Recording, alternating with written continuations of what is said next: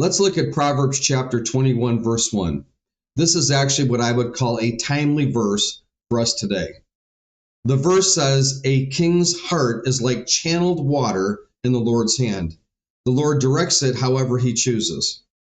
We just had an election a couple of weeks ago. That's what I mean by a timely verse. Our election system is much different than the system that was around in the time that Proverbs was written. We get to elect who will be in office. And that day there was a king that inherited the throne. We elect for a term. Those officials were usually there for life. So the writer of Proverbs was talking to people that were used to the king's decision being permanent, with no hope of change.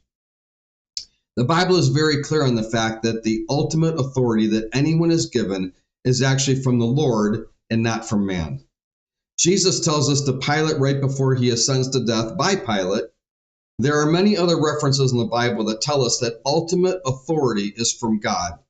So whether someone is elected or inherits their position, ultimately God, the creator of the entire universe, is in charge and he's in control. Now this verse says that God can turn the king's heart just the same as water is channeled to go in whatever direction is desired. When a channel is built, the water is directed to go a certain way. Now, God, in a similar way, does this with the heart of a king. God will, as the writer states, direct the king's heart wherever he chooses. So if we think a change is needed, we pray and then leave the results to God.